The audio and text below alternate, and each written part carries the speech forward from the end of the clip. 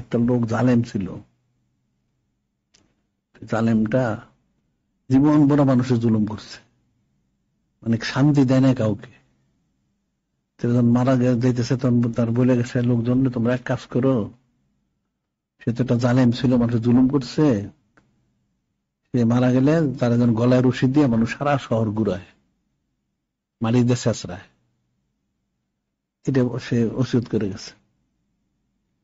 তো ওসিয়ত করে গেছে, ঠিক আছে। তো যখন মারা গেল তখন একটা একজন সমুদ্রের লোকরে বললো যে এই ঘটনা, আরে তোমরা বুঝতে পারো না, এটা তো চরম একটা জালেম, ওটা তো জিন্দা থাকতে তোমাকে জুলুম করছে, এখন মরার পর তোমার গলায় রসিয়ে ঘুরে তোমাদের পুলিশে হাজতে ঢুকে মরার পরে জুলুমের ব্যবস্থা করে থেকে গেছে, নাউজুবিল্লাহ।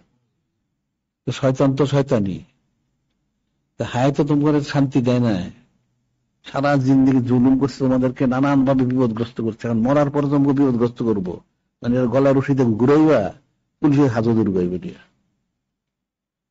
মরার পরে তোমাকে বিপদে ফেলার জন্য ব্যবস্থা করে গেছে, নাউজুবিল্লাহ। বিষয়টি এরকম। এগুলি তো এই শ্রেণীর লোক, এগুলি কাফের মুশরিক কোন মুসলমান উপকার করে নাকি? এরা মাদ্রাসা করে, এটা করে, অমুক করে, কেন করে? করে এটা দিয়ে দিন ইসলামের বিরুদ্ধে কিছু কাজ করার জন্য। একটা লোক যদি কাফের মুশরিক যদি বলে নামাজ পড়েন না, রোজা করেন না, টিভি দেখেন, কোন মুসলমান মানবে না সেটা।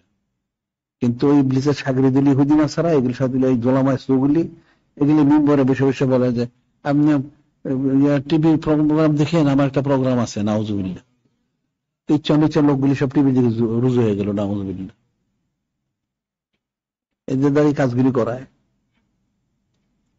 আর মানুষ তো মনে করছে কি জানি সে কত বড় ওয়াইস, কত বড় বক্তা, কত বড় আলেম হয়েছে, আর তো এটা একটা শয়তানের সাগরিদ আসছে একটা, আর যত আর কুফরি বক্তব্য।